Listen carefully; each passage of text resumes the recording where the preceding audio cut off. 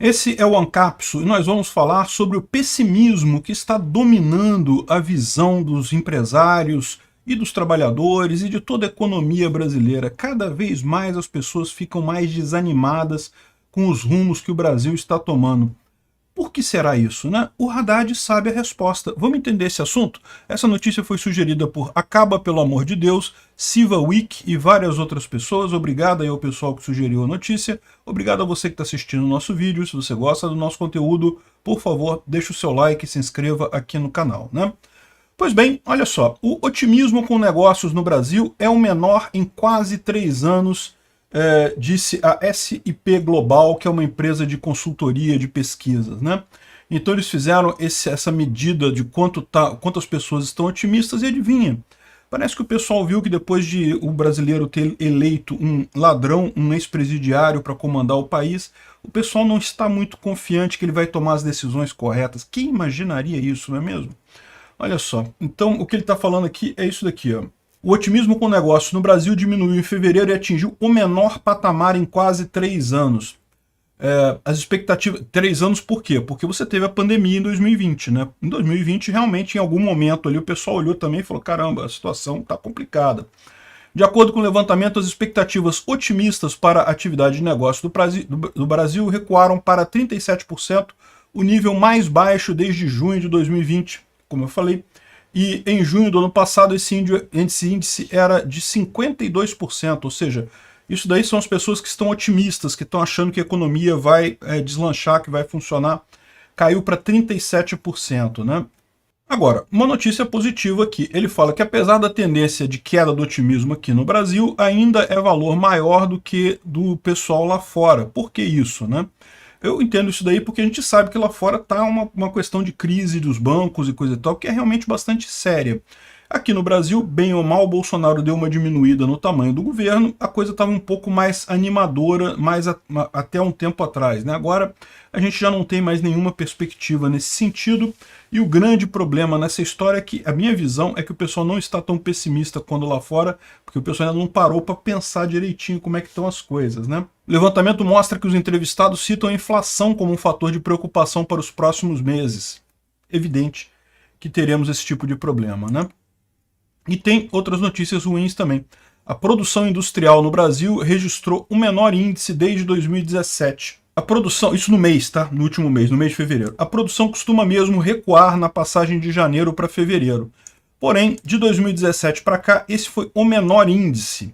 E é menor também que a média histórica para o mês de 46,5 pontos. Ou seja, não apenas a nossa atividade industrial ela deu uma caída significativa, como ela está num mínimo histórico. É um valor extremamente baixo para esse período, né? O pessoal coloca aqui otimismo moderado. Na passagem para março, os índices de expectativa para os próximos 6 meses mudaram um pouco, segundo o levantamento. Apesar de seguirem acima dos 50 pontos de forma geral, são inferiores às expectativas médias históricas, o que significa um otimismo moderado, né? Não é tanto um otimismo assim não. Se o pessoal está abaixo da média histórica, significa que vai continuar ruim, né? Ele está dizendo que vai melhorar em relação a fevereiro, mas isso sempre melhora em relação a fevereiro. Particularmente janeiro e fevereiro são meses muito ruins mesmo para a produção industrial, né? Enfim, outra notícia ruim, depois de 10 meses de queda, o desemprego no Brasil subiu. A média foi de 7,9% para 8,4%. Ou seja, os 10 últimos meses, principalmente durante o governo Bolsonaro, o desemprego vinha caindo. A cada mês que passava havia menos desemprego, até que agora a gente teve um aumento da taxa de desemprego no Brasil, justamente por questão da perspectiva econômica. Veja, quando você vê que a economia está mal, que a coisa tende a piorar, você tende a demitir as pessoas, evita contratar novas pessoas, porque você sabe que a sua empresa vai passar aperto. Então, o ideal é você se segurar com aquilo que você tem ali, né? Então, no mesmo período de 2022, a taxa de desemprego medida pela PNAD contínua estava em 11,3%. No trimestre móvel até dezembro, a taxa de desocupação estava em 7,9%.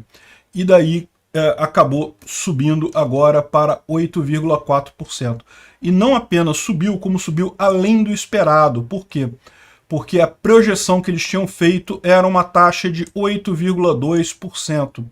e eles já esperavam um aumento do desemprego, mas esse aumento do desemprego foi maior do que o esperado, e um valor bastante significativo também, né? Subiu para 8,4%, justamente o trimestre que termina em janeiro, ou seja, a gente está considerando novembro, dezembro e janeiro. E embora esse trimestre ainda pegue a administração Bolsonaro, você lembra, depois da eleição, né, que é justamente outubro, novembro e dezembro, são os meses que o pessoal já sabia que nós teríamos que enfrentar um governo Lula aqui no Brasil, o que é uma situação realmente desesperadora no final das contas, né? Ninguém está esperando coisa positiva da economia no final disso daqui. Mas o curioso dessa história toda é que tem esses indicadores ruins e que a situação está ruim, a gente já tem falado isso, é uma coisa que meio que já não é novidade, né? Mas agora, meu amigo, o Haddad sabe qual é o problema. Ele descobriu o problema. Olha só o que disse o Haddad. Caiu a ficha do mercado sobre o legado de Bolsonaro. Então agora o mercado percebeu que Bolsonaro foi ruim. O mercado vinha bem, crescendo, empregando gente, chamando mais gente, com expectativa do Brasil virar um polo de atração de investimento estrangeiro, com as confusões todas que tem no mundo. O Brasil se antecipou, aumentou a taxa de juros, baixou a inflação, estava conseguindo ordenar tudo, Estado sendo diminuído, menor tamanho do Estado, ou seja, toda uma perspectiva de crescimento muito grande. O mercado não estava percebendo. Agora o mercado está vendo o legado do Bolsonaro, segundo o Haddad e coisa e tal, né? Ou seja, até o Haddad já estão começando a colocar a culpa no Bolsonaro por um negócio que aconteceu esse ano, porque a verdade é que até o momento que o Bolsonaro estava lá, as taxas estavam todas otimistas, estava tudo correndo bem, né? Enfim, é lógico que é uma lorota disso daqui, é mais uma tentativa do Haddad de jogar a culpa para o Bolsonaro, mas o fato é o seguinte, ninguém confia no PT, ninguém confia no Lula. O Lula é um ladrão, um corrupto, um ex-presidiário. Não tem como uma pessoa em sã consciência acreditar que ele vai fazer alguma coisa boa. E o Haddad é um colega, é um comparsa dele lá, um cumpicha dele lá. No final das contas, não tem como confiar nessa gente, né? E para esclarecer esse ponto de forma definitiva, é importante lembrar o seguinte, mercado olha para frente, meu amigo, ele não olha para trás. Não é que ele olhou para trás e falou, realmente o governo Bolsonaro lá atrás foi muito ruim, então vamos ter que cair a expectativa. Não, o que foi para trás, acabou. O pessoal do mercado, eles focam no futuro. Por quê? Você vai comprar ação de empresas, vai comprar ação de empresa pensando em daqui para frente, se a empresa vai crescer e coisa e tal. O passado não interessa. Aliás, o passado seria até bom se o passado fosse ruim, que o preço da empresa estivesse lá embaixo, para você comprar na baixa e ver a sua ação crescer, né? Mesmo os administradores das empresas têm a mesma perspectiva. Você não olha para o passado já era, meu amigo, você olha daqui para frente. A perspectiva do Brasil crescer é o quê, né? Então, é aquele negócio, é o que eu falei para vocês. Que vinha uma crise econômica mundial esse ano, todo mundo sabia que vinha. E não é culpa nem de Bolsonaro, nem de Lula, porque foi a crise gerada pelas medidas absurdas de pandemia, foi o Biden imprimindo trilhões e trilhões de dólares lá nos Estados Unidos, foi essa loucura que teve aí dessas medidas que não ajudaram em nada a pandemia e acabaram matando a economia no mundo todo, né? Então a gente vai ter uma crise esse ano, já falava isso lá desde meados do ano passado.